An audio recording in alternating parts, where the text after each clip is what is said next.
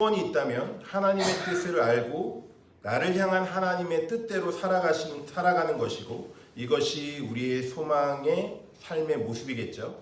여러분 그렇게 동의하시죠?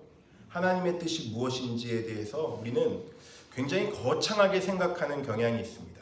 무언가 나에게 특별하게 어떤 상황들을 보여주시고, 무언가 특별하게 나를 사랑하시며, 무언가 특별하게 하나님의 뜻을 내게 보여주시는 그 놀라운 은혜의 역사, 이것들을 기대하죠. 그래서 우리 가정에는 뭔가 특별한 하나님의 뜻이 있고, 특별한 계획이 있고, 특별한 소망이 있고, 이런 것들에 대해서 우리는 굉장히 많이 생각합니다.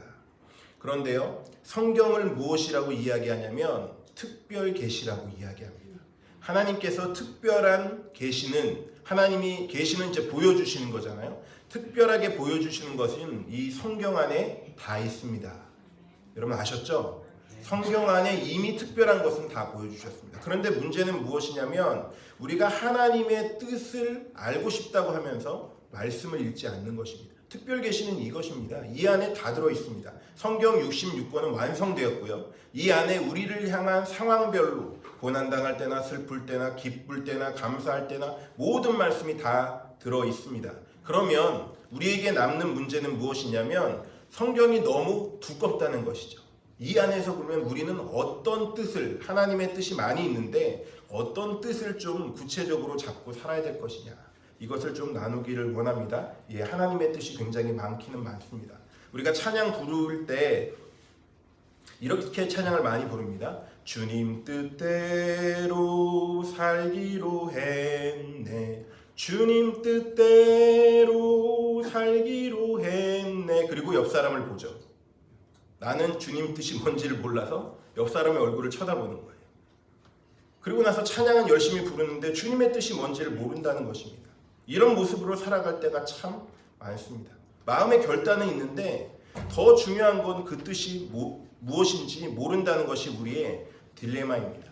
앤드류 머레이라는 유명한 영성 신학자이자 또 많은 기도에 대한 책을 저술하신 목사님께서 이런 이야기를 하셨습니다. 첫째, 하나님의 자녀들이 저지르는 가장 큰 실수는 하나님의 뜻을 알 수 없다고 생각하는 것이다. 두 번째, 뜻을 알기 위해서 충분한 수고의 시간을 들이지 않는다는 것이다. 하나님의 뜻이 이 말씀 안에 있습니다. 여러분 믿으시죠?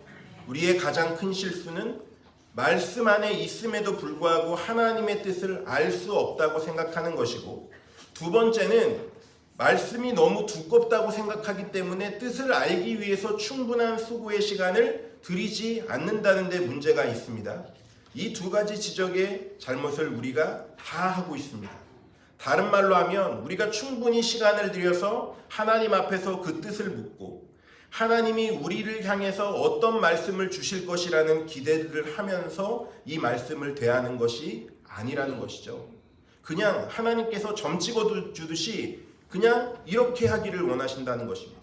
하나님께서 구체적으로 우리의 소중한 삶 가운데 무엇을 원하시는지를 묻고 찾고 하나님 앞에 아뢰는 것들에 대한 관심이 없다는 것이죠. 노력은 하지 않고 시간은 들이지 않고 말씀은 읽지 않으면서도 하나님의 뜻대로 살고 싶어하는 그것에 모순이 있다는 것입니다. 우리의 삶이 정말 귀하고 소중한데, 하루하루가 소중한데 하나님의 뜻을 분별하며 살아야지, 그렇지 않으면 우리의 날이 너무 아깝지 않겠습니까? 골로새서 1장 9절에 사도 바울은 이렇게 우리에게 권면하고 있습니다. 이로써 우리도 듣던 날부터 너희를 위하여 기도하기를 그치지 아니하고 구하노니 너희로 하여금 모든 신령한 지혜와 총명에 하나님의 뜻을 아는 것으로 채우게 하시고, 하나님의 뜻을 아는 것으로 채우기 위해서 바울이 무엇을 하고 있다고 이야기하고 있습니까? 너희를 위해서 기도하는 것을 그치지 않는다라고 이야기하고 있습니다. 우리가 하나님을 알고 나서부터 우리가 하나님의 뜻을 알기 위해서 기도하기를 그치지 않고 있다. 바울도 그것을 골로새 교회 교인들에게 이야기하고 있습니다. 우리의 삶에 하나님의 뜻을 아는 지혜로 가득 차시기를 주님의 이름으로 축복합니다. 왜냐하면 하나님의 뜻을 알아야지 하나님께서 우리의 삶에 계획하신 그 계획대로 우리의 삶을 순종함으로 이끌어 나갈 수 있기 때문입니다. 로마서 12장 2절에 우리가 잘 알고 있는 말씀입니다. 이렇게 우리에게 말씀하십니다. 너희는 이 세대를 본받지 말고 오직 마음을 새롭게 함으로 변화를 받아 하나님의 선하시고 기뻐하시고 온전하신 뜻이 무엇인지 분별하도록 하라. 로마서 12장 2절에서는 하나님의 뜻을 어떻게 하라고요? 무엇인지 분별하도록 하라라는 말씀을 주십니다. 그러니까 하나님의 뜻을 분별하지 않으면 이것이 온전한 하나님의 뜻인지 세상 사람들이 이야기하는 세상 사람들의 지식인지 지혜인지 알 길이 없다는 것이죠. 그렇기 때문에 분별하기 위해서는 하나님이 선하시고 기뻐하시고 온전하신 뜻에 대한 부분들을 말씀을 통해서 분별해야 합니다. 하나님의 뜻을 안다는 것은 그냥 알면 좋은 정도가 아니고요. 아주 중요한 부분입니다. 왜냐하면 예수님께서 이렇게 말씀하셨거든요. 마태복음 7장 21절 말씀입니다. 나더러 주여 주여 하는 자마다 다 천국에 들어갈 것이 아니요 다만 어떻게 하죠? 하늘에 계신 내 아버지의 뜻대로 행하는 자라야 들어가리라. 자, 문제가 심각해집니다. 하늘에 계신 아버지의 뜻대로 행하는 자가 천국에 들어가는데 아까 우리가 찬양만 열심히 부르고 주님 뜻대로 살기로 했네라고 얘기하고 나서 그 뜻이 뭔지를 옆 사람에게 자꾸 물어보고 있으니까 이게 문제라는 것입니다. 아버지의 뜻대로 행하는 자가 들어가는데 그냥 알면 좋고 모르면 많은 것이 아니라 정말 우리는 하나님의 뜻을 분별하는 자로 살아야 됩니다. 그럴 때 하나님의 나라의 문이 활짝 열리고 그 뜻을 통해서 하나님이 알 수 있는 놀라운 은혜의 지혜들을 우리에게 쏟아 부어 주실 줄로 믿습니다. 그렇기 때문에 우리가 오늘 예수님께 물어야 합니다. 예수님, 하나님의 뜻이 무엇입니까? 내가 정말 하나님의 뜻대로 살다가 천국 가고 싶습니다. 그런데 헷갈립니다. 헷갈리고 있는 우리들에게 주님께서 어떤 말씀을 하실까요? 오늘 사도 바울을 통해서 우리에게 하시는 인생의 지혜를 붙잡으시는 시간들이 되기를 원합니다. 구약시대의 다윗은 시편 40편 말씀을 통해서 이렇게 고백하고 있습니다. 나의 하나님이여 내가 주의 뜻을 행하기를 즐기오니 주의 법이 나의 심중에 있나이다 하였나이다. 하나님의 뜻을 알고 하나님의 뜻대로 고백하며 살아갔던 다윗의 마음에는요, 하나님의 법이 주의 말씀이 심중에 있었습니다. 말씀은요, 한 사람의 마음을 붙잡습니다. 그래서 흔들리지 않게 만드는 것이죠. 일평생에 하나님의 뜻을 찾기만 하다가 죽은 사람이 다윗이 아니라 주의 뜻을 행하기를 즐거워하는 사람이 다윗이었습니다. 다윗은요, 하나님의 뜻을 발견하면요, 즐겁게 지키면서 살았습니다. 그가 수많은 시편을 쓰고 그 안에 하나님을 사랑을 노래하고 최초로 하나님 앞에 직접적으로 사랑을 고백했던 사람이 다윗이라는 것을 우리가 기억해야 합니다. 18편 1절에 보면은 나의 힘이 되신 여호와여 내가 주를 사랑하나이다 이렇게 고백하고 있습니다. 하나님의 많은 뜻들을 깨닫고 정말 하나님의 모습들을 닮아가며 말씀 가운데 그 중심에 세워졌던 다윗의 모습, 정말 우리가 닮고 싶은 모습인데 그 핵심이 무엇이냐면 그의 마음 가운데 말씀이 있다는 것이죠. 말씀이 있기 때문에 하나님의 뜻을 알고 있는 사람의 모습은 흔들리지 않는 것입니다. 주님께서도 우리에게 말씀으로 이 부분들을 알려주시고 계시는 거죠. 그러니까 너무 거창하게 살려고도 하지 말고 너무 대충 살려고 하지 말고 일단 오늘 우리가 본문 말씀에 주어진 하나님의 뜻대로 우선 3가지만 실천을 하면서 살아가고 있어도 그 다음 단계에 하나님의 뜻과 길이 열릴 줄로 믿습니다. 그것이 바로 오늘 본문의 유명한 말씀이죠. 한번 따라 하시겠습니다. 항상 기뻐하라. 쉬지 말고 기도하라. 범사에 감사하라. 그리스도 예수 안에 있는 너희를 향하신 하나님의 뜻이니라. 성경에 많은 하나님의 뜻이 있는데 오늘은 이 3가지에 집중해서 은혜를 나누기를 원합니다. 그러니까 하나님의 뜻이 무언가 특별하게 우리에게 주어져서 특별하게 우리 가정에만 주어지고 특별하게 우리 자녀에게만 주어지는 것이 아니라 하나님께서는 특별 계시이긴 하지만 이 말씀 안에 그 뜻을 다 계시해 놓으셨고 우리가 그 말씀을 깨달으며 우리 심령에 새기며 살아가기를 원하신다는 것이죠. 하나님의 뜻이 계시되지 않은 것이 아닙니다. 감춰진 것도 아닙니다. 우리에게 이미 밝히 주어졌고 우리 성령을 통해서 이 말씀을 깨닫게 됩니다. 성령의 조명하심이죠. 깨닫게 됨을 통해서 우리의 삶을 이끌어 나가시는데 문제는요, 말씀을 읽지 않는다는 것, 말씀에 관심이 없다는 것입니다. 말씀이 선포되는 순간에 다른 행동을 하고 있습니다. 딴 생각을 하고 있고요. 말씀이 선포되는 그 순간에 자꾸 다른 것에 시선이 분산됩니다. 오늘은요, 세 가지만 잘 기억하시고 우리가 하나님 안에서 온전하게 하나님의 뜻을 살피며 분별하고 승리하는 삶을 살아낼 수 있는 시간들 되시기를 원합니다. 첫째, 따라하시겠습니다. 항상 기뻐하십시오. 여러분, 기쁜 거 싫으세요? 늘 슬프기 원하세요? 아니시죠? 슬프고 우는 것도 하루 이틀이죠. 쉽지 않습니다. 우리 가운데 기쁨을 빼앗기지 않는 것은 정말 큰 은혜요, 축복입니다. 기쁘게 사는 모습을 하나님께서 기뻐하십니다. 여러분 믿으십니까? 하나님이 우리 기쁘게 살아가는 것 원하세요. 우리가 행복하게 하나님의 자녀답게 살아가는 걸 원하십니다. 매 순간 일상이 늘 하나님 앞에서 고통 가운데 있고 늘 하나님 앞에 불평하고 원망하고 짜증을 내고 그걸 하나님께서 기뻐하실 수가 없다는 것입니다. 문제는요, 여기 있습니다. 항상 기쁘게 살기가 어렵다는 것입니다. 여러분 동의하십니까? 항상 기쁘게 사는 게 정말 어렵잖아요. 가끔씩 기뻐하라고 성경이 써놨으면 좋겠는데 그래도 좀 해볼만 할 것 같은데 항상 기뻐하라 그러니까 슬플 때도 있고 화가 날 때도 있고 또 우리 청년들은 여자친구하고 헤어졌을 때도 있고 어떻게 기뻐요? 헤어졌는데 와 잘 헤어졌다 이래요? 슬프죠. 어려움이 있습니다. 자녀들이 속썩일 때 힘들고 어렵습니다. 그런데 항상 기뻐하라고 하나님이 말씀하십니다. 인간은 연약하기 때문에 그렇게 살기가 참 어려운데 슬슬 짜증도 나고 기쁜 일들만 생기는 것이 아닌데 왜 성경은 그렇게 기록해 놓았을까요? 너무나 이 명령이 높이 있는 것 같아서 정말 고구마 한 100개 먹은 것처럼 마음이 탁 막히는 하나님 너무 현실과 동떨어지는 이런 요구를 하시는 것이 아닙니까? 라는 생각이 들 때가 있습니다. 이것이 솔직한 마음일 것입니다. 그러면 우리가 어떻게 살아야 할까요? 그냥 반은 나눠서 아침부터 점심까지는 그냥 하루 종일 기뻐하고 반 나눠서 저녁까지는 그냥 계속 슬퍼하고 이렇게 몰아서 살 것입니까? 그것이 아니죠. 그러면 이 자리에서 오늘 저녁에 예배 가운데 함께 참여하시는 우리 한빛교회 귀한 가족 여러분, 우리가 밤새 눈물 흘리다 보면 시간이 지날 때들이 있습니다. 화장을 대충 하고 나와도 정말 힘든 가운데 나오신 분들이 있을 것입니다. 그런데 성경이 항상 기뻐하라고 우리에게 이야기하는데 갑자기 그 말씀을 읽으면 기뻐지나요? 어떻게 해야 될까요? 말씀이 우리에게 기뻐하라고 이야기하고 있는데 갑자기 그 말씀을 읽으면 기뻐지냐는 것입니다.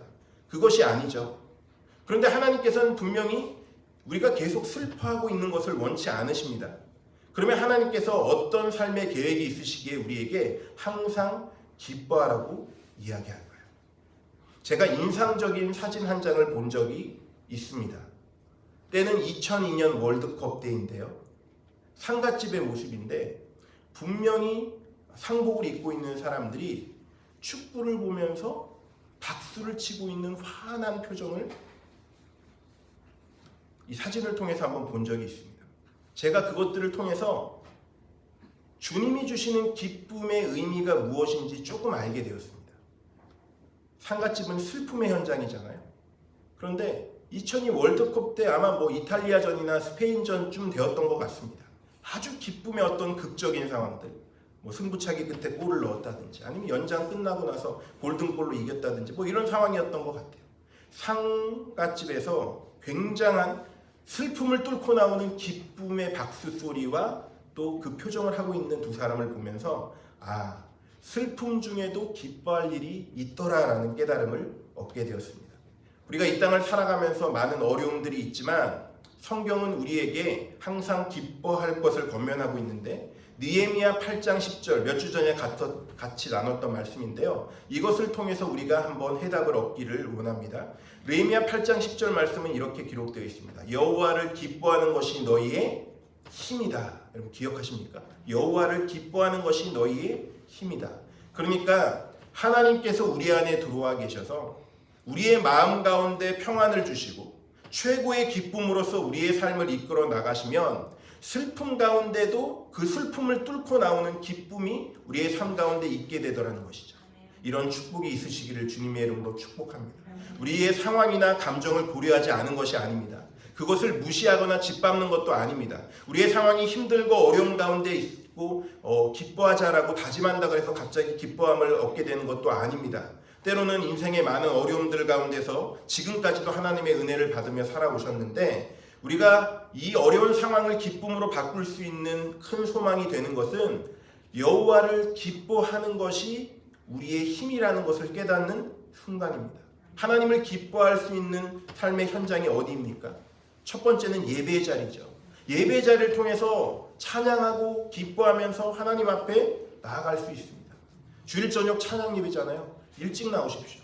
일찍 나오셔서 마음껏 기도하시고 마음껏 찬양하십시오. 하면서 찬양 가운데 깊이 들어가고 말씀을 통해서 하나님의 뜻을 깨닫고 또 함께 공동체가 모여있음에 대해서 함께 고백하는 것입니다. 그때 하나님께서 우리의 삶 가운데 말씀하시는 은혜를 깨달을 수 있는 귀한 역사들이 펼쳐질 줄로 믿습니다. 다윗이요, 자기의 마음 가운데 하나님의 법을 중심 삼아 있었기 때문에 이 부분에 있어서 기쁨을 감추지 못했어요. 다윗은 얼마나 하나님을 예배하는데 열심을 다했던 사람입니까? 자기 바지가 내려가는 줄도 모르고 춤췄던 사람이 다윗이잖아요. 그가 정신이 나가서 그런 것이 아닙니다. 하나님을 기뻐하는 것이 습관이 되어 있는 사람이에요. 다윗의 인생을 보십시오. 다윗의 인생이 기뻐할 만한 인생인가요? 도망자로요, 10년 이상 도망다닌다는 거 쉬운 일 아닙니다. 그것도 왕이 나를 죽이려고 하는데, 최고의 권력자가 나를 끝까지 쫓아다니는 상황에서, 그것도 혼자 다니는 것도 아니라 아둘람 공동체의 많은 사람들, 환난당한 자, 원통한 자, 빚진 자들이 다 다윗을 쫓아다니고 있는데, 그 상황 가운데서 이 사람들을 이끌고 그 하나님을 찬양하는 모습들로 그 어려움의 현장 가운데 이겨내는 것이 쉬운 것이 아닙니다. 비법은 거기 있습니다. 다윗의 중심에 하나님의 말씀이 있었습니다. 우리가 항상 기뻐할 수 있을 때에는 여호와를 기뻐하는 것이 내 힘이다라는 것을 깨닫고 말씀을 통해서 그 은혜를 온전히 경험하게 되시기를 주님의 이름으로 축복합니다. 사람은요, 언제든지 실망을 줄 수 있습니다. 그러나 하나님의 말씀은요, 변함이 없습니다.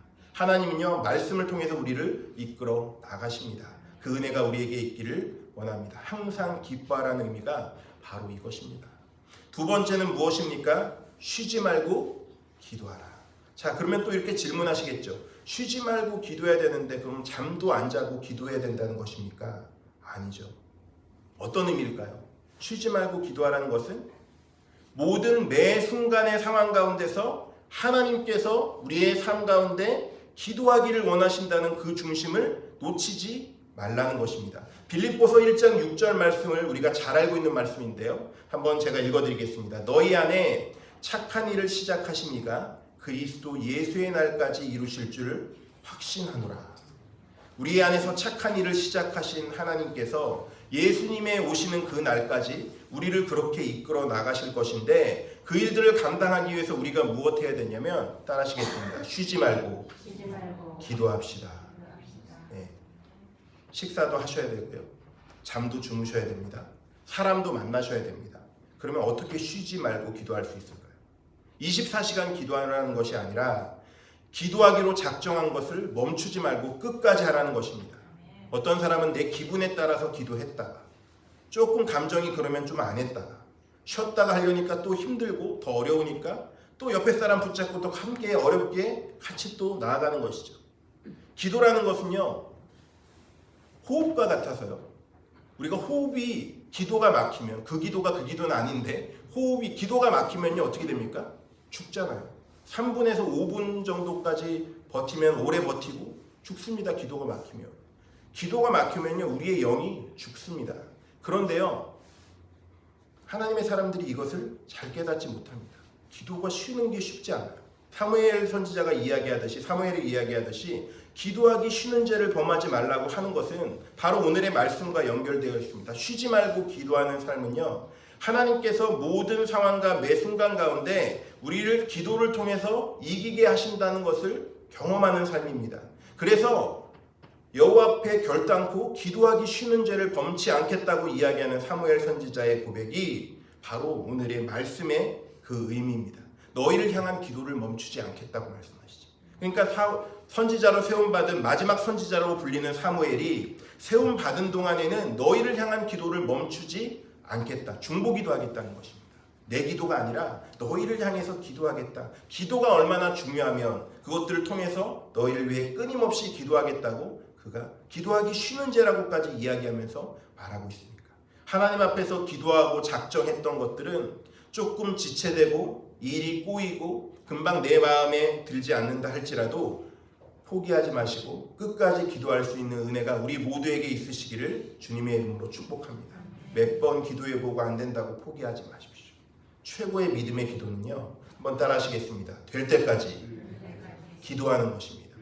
왜 우리의 기도가 응답받지 못할까요? 될 때까지 기도 안 하거든요. 하다가 멈추거든요. 하다가 멈추니까, 쉬지 않고 기도하는 것을 멈추니까 그 중간에 몸 아프면 쉬고, 물론 여유도 필요하고 상황 가운데 이 부분들이 필요하지만, 그러나 우리의 삶의 태도는 쉬지 말고 기도하는 것을 늘 기억하고 있어야 됩니다. 왜냐하면 그것이 하나님의 명확한 뜻이거든요. 두 가지 지금 먼저 나눴습니다. 항상 기뻐하는 것, 여호와를 기뻐하는 것이 우리의 힘이고요. 두 번째, 쉬지 말고 기도하는 것, 그것은 하나님의 뜻을 이루는 귀한 믿음의 역사입니다. 그럼 하나님의 입장에서는요, 쉬지 말고 기도하는 게 이렇게 들리는 거예요. 내가 쉬지 않고 기도하면 나도 쉬지 않고 내 일을 해줄 것이다. 여러분 믿으십니까? 우리의 기도가요, 하나님의 일하게 하시는 동기가 될 줄로 믿습니다. 왜냐하면 사랑하는 자녀가 기도하면서 하나님 앞에 계속 구하는 거예요. 자녀가 아버지 앞에 사고 싶은 것들이 있으면 끊임없이 구하는 거예요. 저희 집 아이들이 좀 그런 경향이 있거든요. 굉장히 끈질기게 졸라요. 저도 좀 약간 끈질긴 면이 있습니다. 아무리 졸른다 그래도 안 해주는 그런 놀라운 은사를 받아가지고 안 해주기로 결정한 건 진짜 안 해줘요. 왜냐면 해주면 독이 되니까. 그래서 끝까지 버티는데 누가 이기나 보자 한 2년 3년 졸은 것도 있어요. 정말 매일같이 졸읍니다. 수시로. 네. 어떤 때는 막 종이를 가지고 몇 장씩 써가지고 막 저를 설득하기도 하고, 이게 꼭 필요하다고 막 얘기를 하는데 안 되니까 안 되는 것인데, 하나님께서 우리를 볼 때 그런 마음이 들 것 같아요. 그 상황들 가운데 주님 앞에 우리가 구할 때, 하나님 제가 포기하지 않고 기도하겠습니다 라고 얘기할 때 하나님 우리에게 뭐라고 말씀하실까요? 네가 그렇게 열심히 하나님의 나라를 위해서 구하기, 그러면 내가 너를 위해서 너의 일들을 감당하게 해주겠다, 일해주겠다 라고 말씀하시는 것이 하나님의 마음이 아닐까요? 우리가 밤낮 없이 잠도 자지 않고 그렇게 기도하자는 것이 아니라, 우리가 낮에 걸어가면서도 기도할 수 있고요. 우리의 중심이 기도를 향해 있기를 주님의 이름으로 축복합니다. 그것이요, 쉬지 않고 기도하는 것입니다. 점심시간에 식사 기도를 중심으로 기도하시라는 게 아니고요. 점심시간에 식사를 잘 하시고 잠깐의 시간을 내어서 기도하실 수 있잖아요. 기도하실 수 있습니다. 눈 뜨고도 충분히 조용한 공간에 가서 기도하실 수 있습니다. 걸어 다니시면서 산책하면서도 충분히 기도할 수 있습니다. 그런 모든 시간, 즉 하나님 앞에서 머무시는 모든 시간을 하나님의 약속을 붙잡는 시간들로 온전히 세우시기를 원합니다. 이것이 하나님의 두 번째 뜻입니다. 세 번째 뜻은 무엇입니까? 잘 알고 계시죠? 범사에 감사하라. 이것이 하나님의 뜻입니다. 그 얘기는 무엇일까요? 간단하죠? 사실 뭐 설교를 길게 할 필요도 없습니다. 때를 얻든지 못 얻든지 어떻게 하시겠습니까? 감사하십시오. 우리가 상황이 어렵든지 좋든지 간에 감사하십시오. 좋으면 더 감사하십시오. 그러나 그리 아니하실지라도, 오늘 목사님 말씀하셨던 내용과 같은 내용입니다. 그렇지 아니하실지라도 감사하십시오. 왜냐하면 하나님께서 우리의 감사를 통해서 일하실 것이기 때문입니다. 안 좋으면요, 하나님께서 막으시는 이유가 있기 때문에 감사하십시오.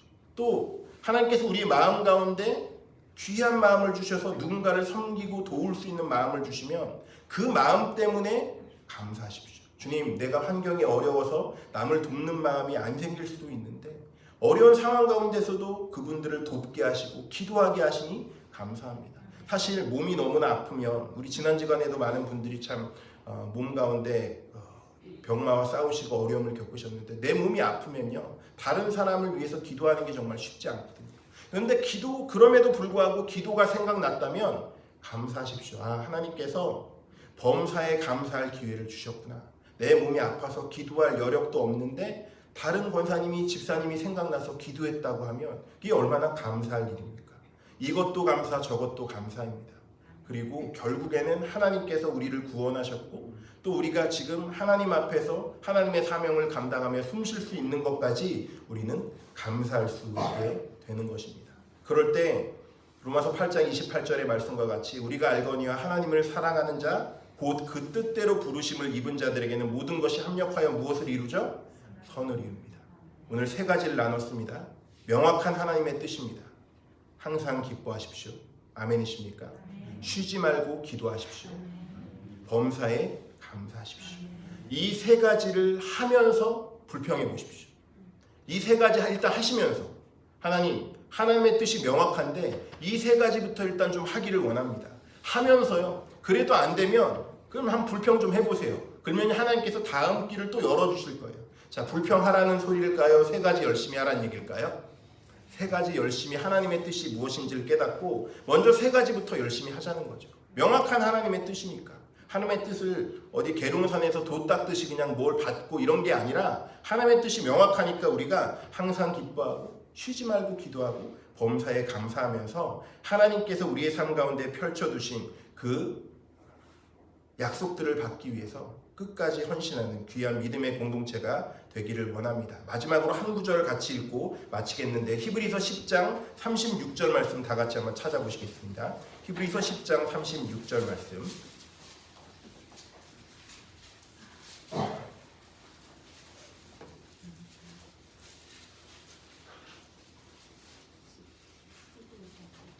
히브리서 10장 36절 말씀입니다.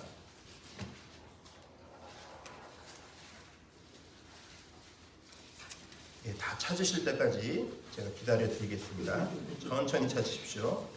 10장 36절 364페이지 정도 있습니다. 364페이지 신약성경 364페이지에 있는 히브리서 10장 36절 말씀.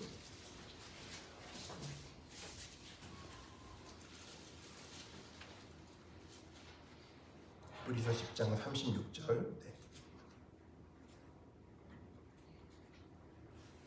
한 목소리로 읽겠습니다. 시작. 너희에게 인내가 필요함은 너희가 하나님의 뜻을 행한 후에 약속하신 것을 받기 위함이라. 인내로 기다리면 하나님께서 하나님의 뜻을 이루십니다. 그리고 하나님이 약속하신 것을 이루어 주실 줄로 믿습니다.